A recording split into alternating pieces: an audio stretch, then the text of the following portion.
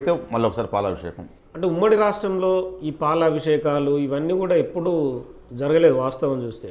ఎందుకు ఈ సంస్కృతి అనేది వచ్చింది? అంటే ఇట్లా పాలాభిషేకాలు చేయడం, ఎత్తుకోవడం, తదుపరి కిందేసి నెట్టేయడం. మా నాయకులు ప్రభుత్వం దగ్గర పూర్తిగా వాళ్ళ కంట్రోల్లో ఉండి ఉద్యోగ సంఘాలన్నీ మా కంట్రోల్లో ఉన్నాయి, మేము చెప్పినట్టే ఉంటాయి. కాబట్టి వాళ్ళ పదవులు కాపాడుకోవడం కోసం ఉద్యోగుల్ని ఉద్యోగ సంఘాలని బలిపశులు చేశారు. ఒకప్పుడు టీఎన్జిఓ సంఘం నిర్మాణం కమ్యూనిస్టు పార్టీల కంటే కూడా స్ట్రాంగ్ ఉండేది, మీరు గమనించే ఉంటారు. అంటే ఒక మెసేజ్ పంపిస్తే కిందికి వాళ్ళది జిల్లా బ్రాంచ్ నుంచి తాలూకా బ్రాంచ్లకు కూడా మెసేజ్ పోతే ఇమీడియట్గా యాక్టివ్ అయ్యాడు.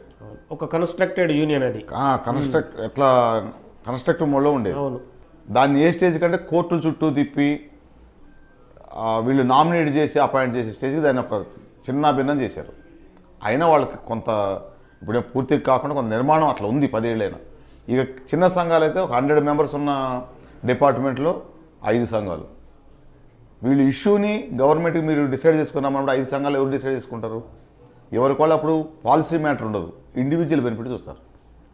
అందులో డైరెక్ట్ రిక్రూట్స్ ఉంటారు, అదే సంఘంలో ప్రమోటర్స్ ఉంటారు, జోన్ 1 వాళ్ళు ఉంటారు, జోన్ 2 వాళ్ళు ఉంటారు. ఇట్లా రకరకాల సమస్యలు ఉంటాయి. అందులో ఫీడర్ కేటగిరీ, రకరకాల ఫీడర్ కేటగిరీస్ వచ్చిన వాళ్ళు ఒక్కో ఫీడర్ కేటగిరీకి ఒక్కో సంఘాన్ని పెట్టి ఈవెన్ మీకు కూడా తెలిసిందే, జర్నలిస్టులు ఎన్ని సంఘాలు పెట్టారో, కళాకారులు ఎన్ని సంఘాలు పెట్టారో, ఉద్యమ సంఘాలకు ఎన్ని అయినాయో పూర్తిగా విడదీసి ఈ జిల్లాలో కనుక జిల్లా నాయకత్వం 33 జిల్లాలు 35 జిల్లాలు చేసుకుంటే ఏమవుతుంది?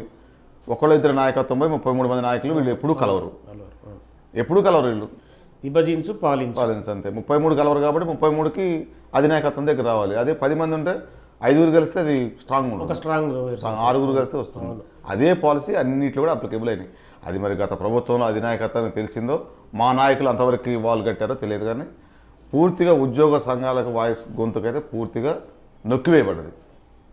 మేమైతే పునర్నిర్మాణం చేస్తున్నాం. మా హక్కులు రాయితీలు వాటి గురించి ఉద్యోగుల సంక్షేమం కోసం కొట్లాడతాం, స్నేహపూర్వకంగా పూర్తిగా కొట్లాడతాం, అందులో డౌటే లేదు. గత 10 ఏళ్ల కాలంలో మాజీ మంత్రి శ్రీనివాస్ గౌడ్ అక్రమాలకు పాల్పడ్డారనే ఆరోపణలు. గత 10 సంవత్సరాలు మేము కూడా చాలా విన్నాం. టీవీ ఛానల్లో కానీ మా మిత్రులు వారి పక్కనే రైట్ హ్యాండ్ లెఫ్ట్ హ్యాండ్గా ఉండి ఉన్న చాలామంది మిత్రులు యూట్యూబ్ ఛానల్స్లో అన్నీ విన్నాం. కొంతమేరకు మాకు కొంత నిజమేనేమో అనిపించింది అవి వింటుంటే. మాతో బిహేవ్ చేసింది కూడా. మీకున్న సమాచారం ఏంటి అందులో స్కామ్ జరిగిన వ్యవహారాల్లో? అథెంటికేటెడ్గా మేము చెప్పలేం, కానీ మాకైతే డౌట్ ఉన్నది. ఏదైనా సరే 10 మందికి తెలిసిన విషయం అంటున్నాం, అందులో మీకున్న సమాచారాన్ని 2 ముక్కల్లో చెప్పండి. ఇప్పుడు మాకు డౌట్ అయితే గ్యారంటీగా ఉన్నది. ఎందుకంటే మా టీజీఓస్ భవనే దానికి ఎగ్జాంపుల్.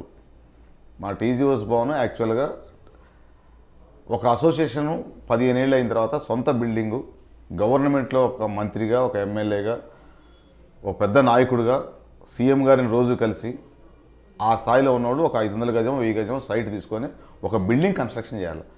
అది లేకుండా ఒక గవర్నమెంట్ బిల్డింగ్ లీజుకు తీసుకున్నాం. అప్పుడు ఉమ్మడి ఆంధ్రప్రదేశ్లో తీసుకున్న లీజుది సంఘం పేరు మీద తీసుకోవాలి. ఏదైనా ప్రెసిడెంట్ జనరల్ సెక్రటరీ అన్నప్పుడు ఎవరు ఉంటే వ్యవస్థ, అది నేనున్నా ఈ రోజున్నా రేపు ఇంకొకరు వస్తారు ప్రెసిడెంట్గా, ఇంకొకరు అది కంటిన్యూ అవుతుంటుంది. అది ఎవరు సొంతం కాదు, ఎవరు వ్యక్తులు సొంతం పర్సనల్ పేరు మీద రాపించుకొని 33 years లీజు రాసుకొని సంఘాన్ని, అంటే సంఘం స్టాండర్డ్గా ఉండకుండా కంట్రోల్లో ఉండేట్టు చేసి ఈ మనస్తత్వం ఫస్ట్లో అయితే లేదు.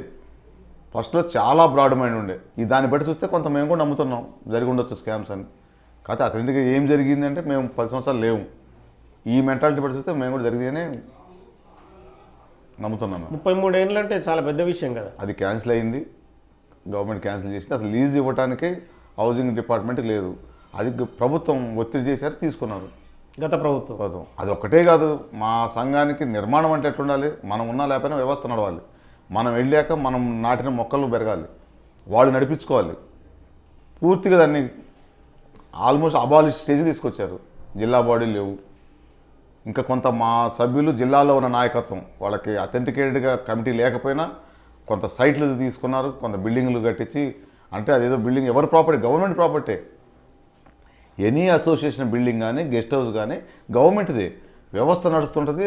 జస్ట్ ఫెసిలిటేట్ చేయడానికి మనకు వస్తుంది. అవును, గవర్నమెంట్ బిల్డింగ్. కానీ అవి కూడా క్రియేట్ చేయలేకపోయారు. అందుకే వ్యక్తి స్వార్థం ఉన్నట్టు అందులో బరాబరుగా నేను ఉంటే సంఘం, నేను లేకపోతే సంఘం లేదు అనేది కాదు కదా. ఇది ఒక ప్రభుత్వ వ్యవస్థ కదా.